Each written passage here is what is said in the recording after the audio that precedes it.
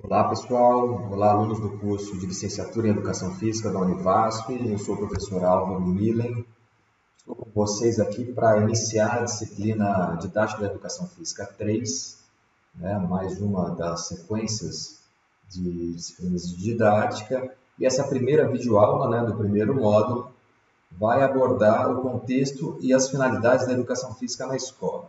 Para essa disciplina, para a Didática 3, eu dei ênfase na proposta de educação física desenvolvida pela professora Soraya Darido. Então, eu vou retomar algumas coisas que a gente já trabalhou em outras disciplinas e depois vou trazer exemplos práticos de didática da educação física, principalmente os contidos nesse livro, que é o Pensar para Ensinar a Educação Física, Possibilidades de Intervenção na Escola. Então, é um livro muito interessante, que traz diferentes propostas, e ao longo da disciplina a gente vai trabalhar bastante com ele. Então, eu vou iniciar, como eu costumo, com uma aula um pouco mais teórica, que vai dar os subsídios teóricos para a proposta. Então, essa aula vai retomar algumas coisas e aprofundar outras. Então, a primeira coisa é, novamente, contextualizar a educação física na escola, relembrar vocês da diversidade de propostas para a educação física na escola que nós temos no Brasil. Vou dar alguns exemplos. Muitos deles eu já trabalhei com vocês em outras disciplinas, outros professores também, vocês já estão para se formar, então já conheceram boa parte desses exemplos, mas é só para situar. Então, a gente teria aí a proposta da psicomotricidade, que vai ensinar, por exemplo, coisas como a consciência corporal, lateralidade, um movimento, assim, seria uma educação através do movimento, através do movimento humano, muitas aprendizagens e desenvolvimentos seriam realizados. Uma outra proposta, a educação física construtivista interacionista, que vai a partir da proposta do Jean Piaget, pensar nas fases do desenvolvimento da criança, e pensar nos estímulos motores adequados a cada fase dessa. A gente tem a educação física desenvolvimentista, que vai pensar no desenvolvimento motor em si, quais são os movimentos fundamentais da criança, quais são as combinações desses movimentos fundamentais, que estímulos a criança precisa ter para o desenvolvimento de cada grupo de movimentos, para que ela tenha um desenvolvimento motor adequado. Então, a aula de educação física consistiria em conhecer as fases do desenvolvimento motor da criança com vistas a uma boa aprendizagem motora através dos estímulos da educação física. E aí a gente vai ter também outras propostas, que é o que a gente vai abordar mais aqui nessa videoaula, que é sobre a pedagogia crítica da educação física. A gente vai ter a proposta crítico-superadora do coletivo de autores, a crítica emancipatória do Elenor Kunz, que a gente trabalhou bastante em Didática da Educação Física 2. A gente vai ter também, mais recentemente, a proposta da Educação Física Cultural, do professor Marcos Garcia Neira, e também a proposta que vai estar baseada aí nos conteúdos, nas três dimensões dos conteúdos, que foi desenvolvida sobretudo pela professora Soraya Darido, na Educação Física, e nessa disciplina didática 3 eu vou tomar essa proposta da Educação Física baseada nas três dimensões dos conteúdos como a proposta fundamental, para dar base para essa disciplina. Mas antes eu vou continuar com essa contextualização, vou aprofundar um pouco. Então, aqui já retomando também, eu falei em outros momentos para vocês sobre isso, só para contextualizar e marcar mesmo essas questões.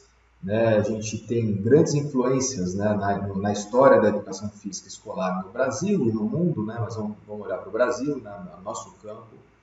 Então, a gente tem lá o primeiro campo de influências, a influência na área médica, na área da saúde, que a gente tem ainda muito forte. A gente, inclusive, como profissão, estamos na área da saúde. Então, quando surgiu, tinha um movimento higienista, né, o higienismo, que queria promover a saúde pública, né, queria fazer uma asepsia, né, da saúde pública, assim, através do exercício físico, que seria um dos elementos do higienismo, né, o exercício físico, para promover saúde, diminuir doenças, em contextos, né, de epidemias também, como vivemos em outros períodos. Né?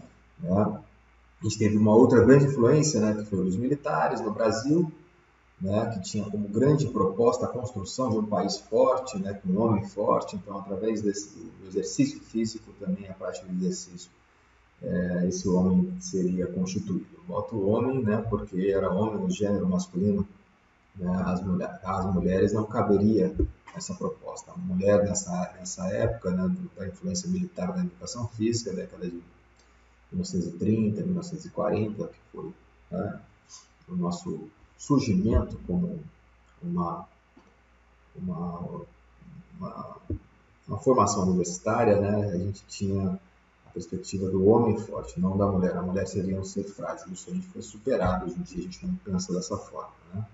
E também um outro grande grupo de influência seria a influência do esporte de rendimento. Né? Essa influência, né, assim, quase transformou a educação física em sinônimo de esporte. Né? A nossa presença na escola muitas vezes é confundida com o ensino das modalidades esportivas, tão forte é a influência do esporte de rendimento na educação física escolar. Né? Então tiveram algumas críticas com relação a essa influência, né, como a política do pão e circo, que o esporte seria um fator alienador da população, né?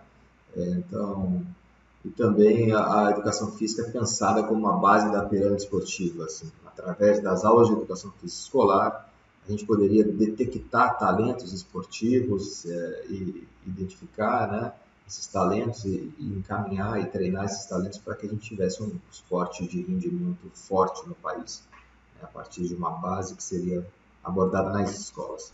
Né, copiando ideias de outros países, principalmente nos Estados Unidos, onde o esporte escolar, né, e universitário são a base para o esporte de alto rendimento naquele país. Aqui no Brasil, essa ideia, né, ficou mais no campo das ideias do que no campo da prática, né, porque a gente tem uma formação esportiva no Brasil clubística. Né? Ainda hoje, com a diminuição dos clubes e da cultura clubística no Brasil, mas ainda hoje a base do desenvolvimento esportivo no Brasil não é na escola, é no clube.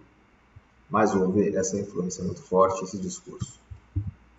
Então, terminando aqui essa contextualização que eu estou fazendo, né, na década de 1980, né, a gente tem um novo contexto social e político no país, né, a gente vai para um regime não democrático, né, no qual não existiam eleições diretas para presidente, por exemplo, né, um movimento, a partir do movimento de direta já, né, os militares passando o governo, né, a partir de 1985 para os governos civis, né? A gente teve a Constituição de 1988, então foi uma década, né, de 1980, uma década de muita mudança no Brasil, né, no cenário político, econômico, social, né, e cultural.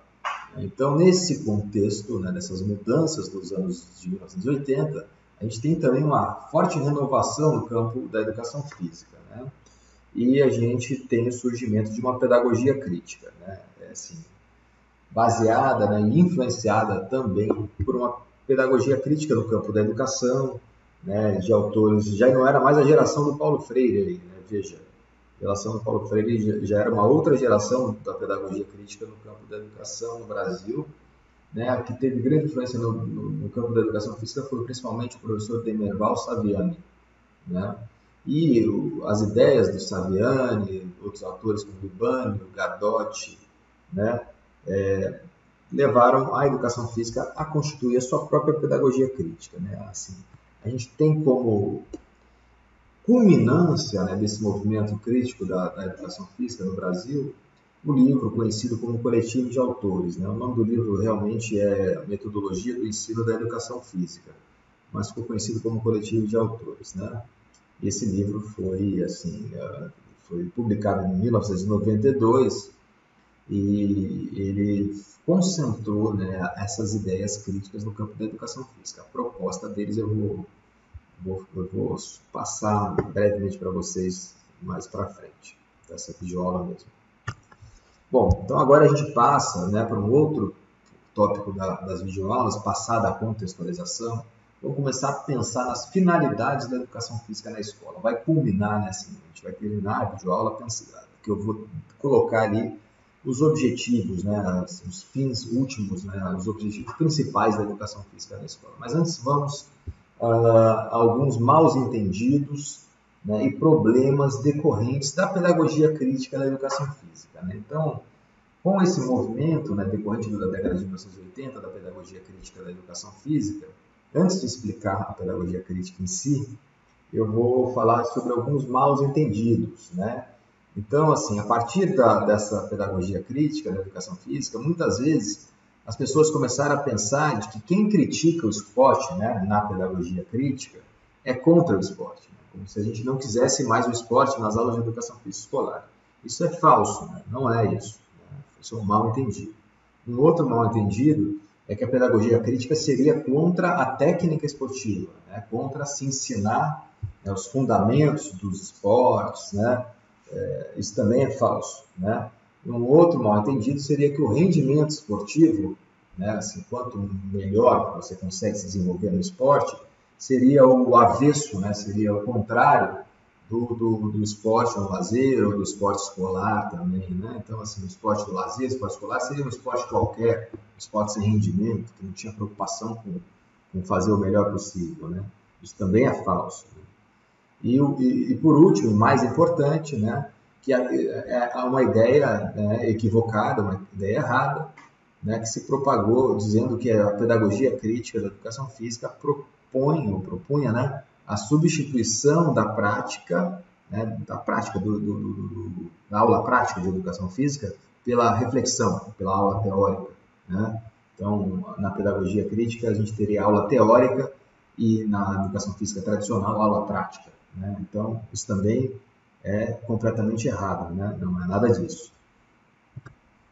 E a principal consequência negativa desses mal-entendidos, né, assim, na percepção da autora Soraya Darido e do Osmar Moreira de Souza Júnior, né, que são autores desse livro que me dá bases para essa videoaula, a principal consequência desse mal-entendido seria o famoso dar a bola, né? A educação física na qual o professor chega lá e só entrega a bola e os meninos ficam jogando futebol, uma pelada, um rachão, né?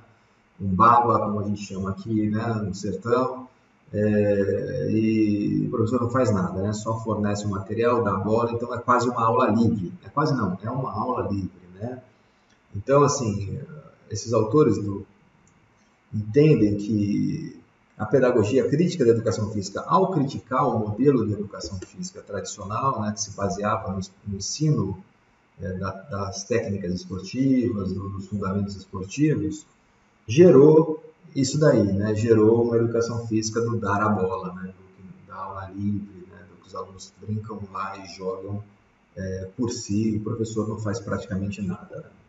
Eles comparam isso aí com outras disciplinas, né? Por exemplo, não daria para o aluno aprender matemática, ou história, geografia, português, sem uma intervenção do professor, né? Numa aula livre, né? De matemática, geografia, história, português, ou ciências, biologia, o que seja, o aluno não conseguiria aprender, nem artes, né? Também, que é um pouco mais fora do padrão, né? Das disciplinas escolares. Então, assim, essa aula de educação física, na verdade, é uma não aula, né? Quando rola a bola, quando deixa a bola para os alunos, é uma não aula. Então, é uma consequência muito negativa, né, desses mal entendidos da pedagogia crítica. E a gente vê muitas vezes, né? Vocês olhando para as aulas de educação física que vocês tiveram, lembrem aí, né? Quantas vezes o professor não deixou lá a bola, deixou a corda para as meninas, né? Isso se tinha quadra e essa aula ficou dessa forma, né? Antigamente isso não existia, né? Você pega na década de 80 para trás, não existia essa aula livre de educação física. O professor era contratado para dar aula, não poderia ficar só fornecendo a bola, só fornecendo o material, né? Então, isso é uma consequência muito negativa da pedagogia crítica, a partir dos maus entendidos, né? da pedagogia crítica. Então a gente não pode, né, dar a bola e não dar uma aula de fato. Bom, e na perspectiva renovadora, né, para que a gente entenda aqui, né, a gente entendeu os mal entendidos, agora vamos entender basicamente, né, o que a gente pretende. Né? A educação física deveria ultrapassar a lógica da prática pela prática. Né? Essa lógica da prática pela prática é diferente do dar a bola. Né? A prática pela prática é uma aula de educação física eminentemente prática, né, em que as preocupações do professor de educação física não são do ponto de vista da reflexão sobre a prática, né, uma prática pensada, né, que o aluno reflita sobre aquela prática, mas simplesmente a prática pela prática, né, só o exercício, a atividade física, né, a atividade esportiva, né, a aprendizagem desses elementos. Né? E na perspectiva renovadora, né, a gente deveria ultrapassar essa lógica da prática pela prática, né, e passar a desenvolver concomitantemente, né, ou seja, ao mesmo tempo, não é a substituição da prática pela reflexão, né, mas é uma prática que também faça reflexões sobre a cultura corporal. Né? Então, eu vou dar alguns exemplos aí. Exemplos, né, dessa reflexão sobre a cultura corporal. Né? Eu trouxe alguns exemplos, gente, só para vocês entenderem a lógica, né? Ou seja, uma aula que permita que o aluno venha a compreender as relações entre nutrição, gasto calórico e exercício físico. Um conteúdo mais da área biológica, né? Então, assim, o aluno, né, a partir da compreensão, né, do conhecimento sobre quais são, né, os nutrientes que a gente pode ingerir através da alimentação, né, basicamente carboidratos, lipídios e proteínas, né, entender a função desses nutrientes, né, entender essa lógica entre ingestão calórica, né, você se alimenta e tem um componente calórico, né, uma quantidade de caloria que você ingeriu, né, e o gasto calórico, né, ou seja, se você consumir mais caloria, né, através da alimentação e gastar menos calorias, você vai acumular calorias. Essas calorias vão ser armazenadas através de gordura no organismo. Né? E essa relação com o exercício físico. Né? O exercício físico é um potencializador, né, do gasto calórico. Quanto mais exercício físico o indivíduo, né, a pessoa faz, né, diariamente, maior ela vai estar acrescentando mais gasto calórico. Né? Maior é o gasto calórico. Então, vai equilibrar. Né? Um outro exemplo de reflexão, né, é compreender, por exemplo, as relações entre o esporte, a sociedade e interesses econômicos. Né? Então, vamos pegar um exemplo dentro desse exemplo. No caso do voleibol, por exemplo. O voleibol vocês não vão lembrar, né? Se for da minha geração para trás, eu ainda peguei esse voleibol. Quando eu aprendi a jogar voleibol na escola, nas aulas de educação física na escola, o voleibol tinha uma coisa que era chamada vantagem. Né? Se o seu time não estava sacando, você estava só recebendo a bola, né? Ainda mais que você ganhasse o ponto, que o seu time fizesse o ponto naquela jogada, você não pontuaria, você não ganharia nenhum ponto, você só receberia a bola e rodaria, né? Então você só valeria o ponto no voleibol, antigamente só valia o ponto quando o seu time estava sacando. Se o seu time sacou e fez o ponto, você ganha o ponto. Se o seu time não estava sacando, estava recebendo e conseguiu vencer aquela jogada, você não ganha ponto, você só recebe a bola para sacar. Isso fazia com que o jogo de vôlei não tivesse um tempo muito exato, era muito variado o tempo de uma partida de vôlei, porque poderia ficar rodando a bola, né, do saque daqui para o saque de lá, né, do saque daqui para o saque de lá, sem acontecer pontuação no jogo, muito tempo. Então, isso deixava o jogo, às vezes, muito extenso. Às vezes demorava 2 horas, mas poderia demorar 5 horas um jogo de vôlei. Isso não fazia com que o vôlei pudesse ser transmitido na TV. Né? Como é que um canal de televisão aberto ou mesmo fechado, né, ia reservar 5 horas da sua programação para transmitir um jogo de vôlei? Né? Que esse jogo, inclusive, poderia acabar em 1h30 ou 2. Né? Então, para que o voleibol pudesse ser adequado, né, ao interesse econômico, né, ele pudesse ser potencializado economicamente, né, pudesse ser transmitido, ter patrocinadores, né, veiculados nessas transmissões pela TV, o voleibol mudou suas regras, né? Então, as regras do vôlei foram modificadas em função desses interesses econômicos. Então, hoje, quando a gente aprende vôlei, a gente já aprende o vôlei, né, a partir dessas regras que foram construídas a partir dos interesses econômicos, né? Não estou falando que isso é ruim nem bom, estou falando para que a gente possa entender que há essas interferências, né? Às vezes essas interferências são ruins, mas nesse caso aí não alterou tanto. Então, assim, para finalizar a videoaula, né, eu vou trazer aqui a proposta, em suma, né, qual a finalidade da educação física na escola. Né? Então, a proposta de educação física com a qual trabalhamos, né, a partir desse livro da Surya Darido e do Osmar Souza Júnior, compreende que o principal objetivo da educação física na escola é desenvolver uma consciência ampliada sobre os desejos, interesses e necessidades dos alunos com relação à cultura corporal. Então vamos lá, vamos explicar, terminar a aula de hoje explicando isso aí e dando a dica de como é que a gente vai ter a nossa próxima videoaula, né? Então vou começar por cultura corporal. Né? Já falei sobre cultura corporal com vocês lá nos primeiros semestres, né, quando eu ofereci uma disciplina de Sociologia e Antropologia da Educação Física, acho que era alguma coisa assim. Né? Então, a gente falou sobre cultura corporal. Né? Então, cultura corporal são os elementos, né, as manifestações culturais, né, que são provenientes das relações sociais humanas. Né? O homem, em relação com o próprio homem, né, gera manifestações culturais, né, com relação ao movimento humano. Né? Então, exemplificando a cultura corporal, a gente teria aí, por exemplo, os esportes, as danças, as lutas, jogos e brincadeiras, né, ginásticas, vários elementos, né, várias manifestações culturais que são pertencentes a essa cultura corporal.